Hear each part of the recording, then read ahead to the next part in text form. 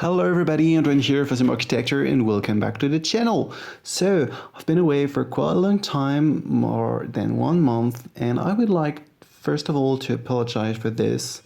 I know that some of you were expecting more videos, but to be honest, I was really busy and sometimes I didn't feel my best and I just didn't feel like doing videos.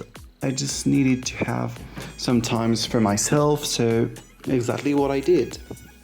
But today I'm back with a build that I've told you about a really long time ago. I've been working on this for quite a long time now, and I finally found time and motivation to do the editing of the video. So here it is. Today we are building a Parisian palace. This palace was inspired by my wanderings in Paris because, as most of you know, I'm doing an internship in the Palace of Versailles, which is near Paris, like 20 kilometers away from Paris. And every weekend I go to Paris to see some friends and to visit some monuments that I've been wanting to visit for a long time. And this particular build is inspired by an actual place which is called the Hôtel de Salm. It is a so-called Hôtel Particulier, which is actually like a palace in the city. They were built, most of them during the 18th century, but it all started in the 17th century when the king was living in Paris and all the rich families wanted to have their palace in the city, just like, for example, in Florence in Italy, where there are a lot of palaces. It is actually quite the same concept here in Paris, but it's called Hôtel Particulier or particular hotel. I don't know if it makes sense in English, but so this build is an Hôtel Particulier, and there are plenty of them in Paris. I would say hundreds of them. They're most of them used as official buildings, some of them are embassies, they're residences for members of the government. For example, we have the Palais de l'Élysée, which is the palace for the French president. There's the Hôtel de Matignon, which is the palace for the French prime minister, and so on. Every minister has their own palace, and this is like a tradition in France, you know, for important people to have like such places in Paris. And also, of course, there are some big companies that have a Hôtel Particulier, and also there are rich people, celebrities, stars, singers, actors, and so on.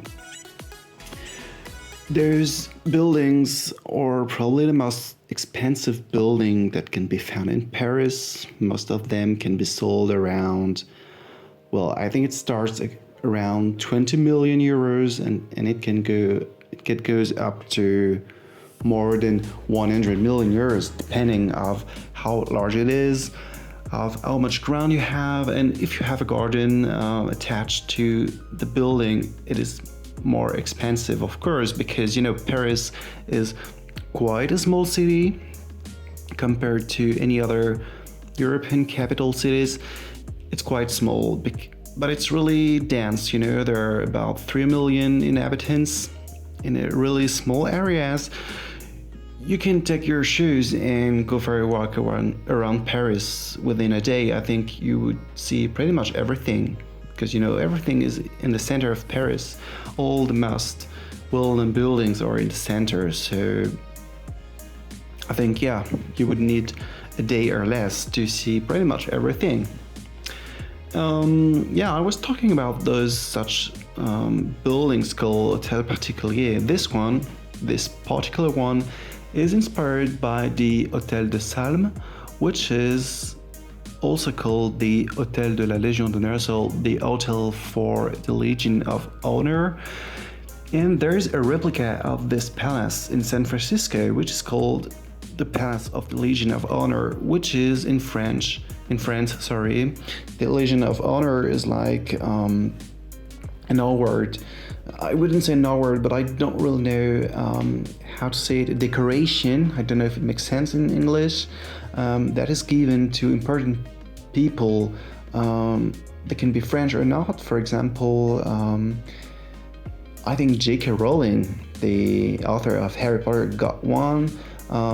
There are a lot of politicians, a lot of people belonging to the cultural world, author, painters, sculptors, or just people who did something extraordinary for their country. So this palace is dedicated to this, and attached to this palace there's a museum, which is the museum for the Legion of Honor. So you can go in, it's totally free, just in front of the Musée d'Orsay, and there are a lot of different medals that are exhibited from different countries, and it's pretty interesting actually. So if you have time when you're visiting Paris, you could make a stop there. You wouldn't need such a long time. I think 30 minutes is enough to see pretty much everything in a museum, as it's not a big museum. And yeah, unfortunately, going in this museum doesn't make you see the rest of the palace, which is really a shame, because the palace itself is absolutely wonderful. I've never been in personally. I only saw pictures, but as you know, I'm totally crazy about 18th century architecture, so it's quite like a dream for me to visit this particular place, as it's really a masterpiece according to me. So I tried to recreate the atmosphere of this place. It's not 100% accurate because the garden is way bigger than the original one. There are several courtyards with fountains, sculptures. As you will see, it's really classical, really not empty, but you know, there's not more than needed. Even if it's really luxurious looking, there's only what you need.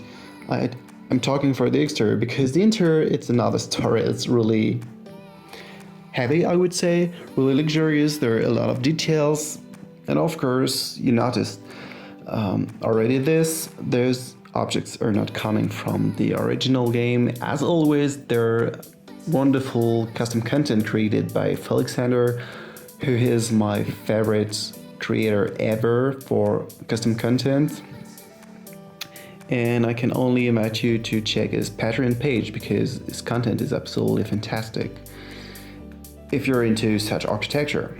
So yeah, so the interior, I actually didn't create all the rooms. I just wanted to have like some important rooms. So the main hall, the entry hall is built. You will see it in the screenshots. There's also the dining room.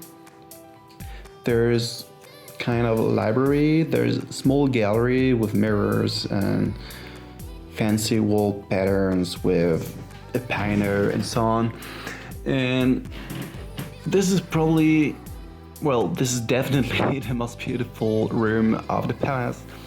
I don't know how to call it. I would call it the golden drawing room. I think it's fancy enough. This is a circle shaped room. Doesn't make sense. I think it does. So this room is circular, and it's really heavy. Like, there are a lot of decoration, a lot of golden details. There's a trim on the ceiling. There's a wonderful wooden pattern on the floor, also made by Alexander. There's some fancy furniture from Versailles. There are some beautiful paintings that are also from Versailles. There are big chandeliers. It is really a fancy room, and I think this is the spirit of this place, because this drawing room is actually inspired by the actual drawing rooms of this build. It's not 100% accurate, because of course I don't have all the items that I would need to make it accurate, but this is quite the same spirit, I would say. I really hope you enjoyed this build, because I had a lot of fun building it, even if I was quite struggling with the architecture, because this is not something that is meant to be built in The Sims 4. I would say you have to find some tricks to make it look as accurate as possible with the limits of the game. But I think it's quite good. At least I'm really happy with the way it turned out. So if you also think it's a pretty good build, just tell me in the comments. I told you I really loved the drawing room, but I'm also in love with the entry, the front door of the building, with this big arch that is being held by some women's statues. And I think it's a pretty majestic entry, and this is a thing that you can see in Paris quite often, such entries. And as soon as you see such elements, architectural elements, you know that you're going to see a fancy place. But to be honest, there are fancy places everywhere in Paris. Like, I'm not saying this because I'm French, but Paris is an absolute dream if you're into architecture. This is probably the most beautiful city ever built in terms of architecture. So yeah, probably got it. I think you got it. I suggest you to visit Paris if you can. But if you can't, I hope this build made you kind of visit Paris. So I think I told you pretty much everything about this build, and now I'm just gonna talk quickly about the big thing that will happen in a few days in the Sims community, which is Sims 4 season, of course. I've been waiting for this expansion pack forever. Like in every Sims game, Sims 1, 2, 3, 4, this was always the biggest event for the game, I believe, because everyone was expecting this game pack and everyone knew that it would happen sometimes, but we never know when. And now it is confirmed by EA Games, and it will be out in a few days or hours, depending on when you're watching this video. And I'm so excited. I'm not sure I'm gonna buy it right now, probably in a few days, because I have a lot of things to do. And as an intern in the past Versailles, you would think that I'm earning a lot of money, but not at all. In France, you're not earning a lot of money when you're an intern. I earn about 500 euros a month, which is quite ridiculous, especially when you're living near Paris. So I will see, but I think I'm gonna make a bit of money thanks to YouTube. So thanks to this money, I will be able to buy The Sims 4 Seasons. So of course, I will build some houses made thanks to this game pack, expansion pack, and I will share it on the channel. And I have a lot of inspiration, taking a break for 1 month was the occasion for me to have more inspiration, to find new ideas. I'm pretty excited about all the builds that I'm gonna put on the channel. So I hope you like this video. Be sure I missed you, and I hope you missed me too, because more and more people are following this channel, and I'm very thankful. I think soon we will reach the 2,000 subscribers, which is absolutely amazing, and I would like to thank you all. So if you like this video, don't forget to like and subscribe, and I will see you next time. Bye.